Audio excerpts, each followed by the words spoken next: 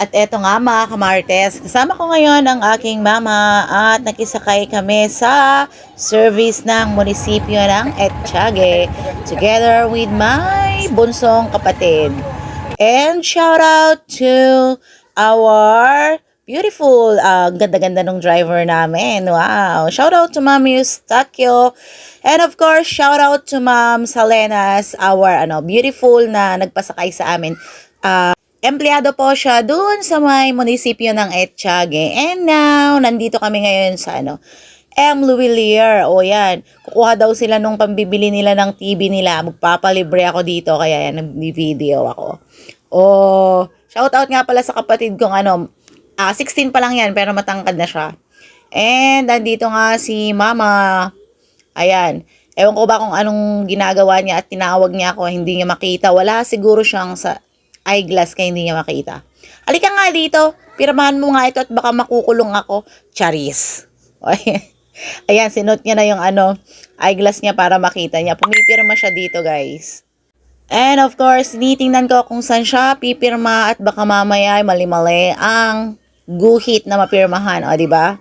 Yan, supportive lang tayo kasi uutang tayo mamaya ng pambili ng juice. O, di ba? Ayun naman yung kapatid ko, taga Video Langs. Sabi ko nga, abay, pagkarami-rami naman pagkarami-rami naman ng pipirmahan din eh. Napakahirap namang pumirma. Diyos ko, ang daming lalagay na details mo. Diyos ko, mama, sabi ko, pag ikaw ang pumirma dito, ang tatagal ka ng tatagal dyan. Kasi hindi mo masyadong makita yung letra ko at ang liliit. At yung mata niya may diferensya na konti. And now, presenting Ma'am Aiza, my boardmate dati na maganda, ang ganda-ganda niya. Nandito kami ngayon sa bilihan ng TV, pero tumitingin pa kami, nagka-canvas pa kami. At hi to Ate Janet, yung nag-a-assist sa amin. Maganda rin, kaibigan natin dati ang mga yan. Si Aiza and Ate Janet na magaganda. Tumitingin tayo dito ng TV at mga tempered glass ng cellphone ng kapatid ko. Pero magvi-video muna ako at iniintay nga nila akong tumingin ng TV before sila pumili.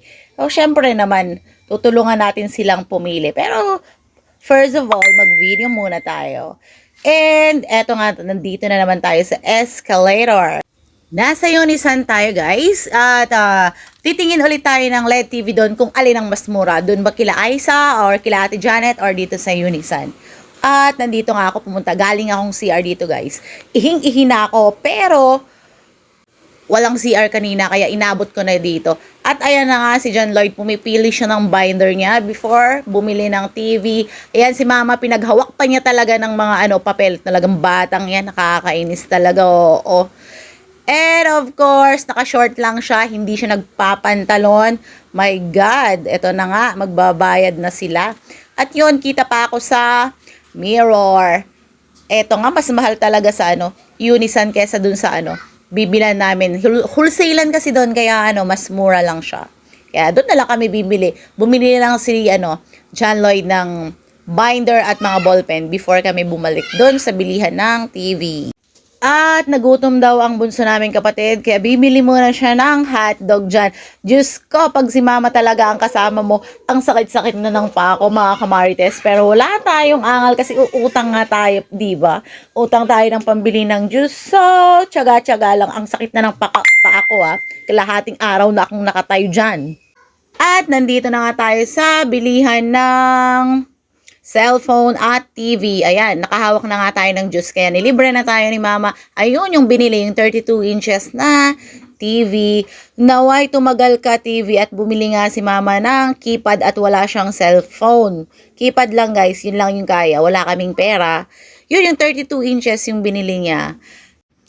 Yun lang mga kamarites. Bye-bye!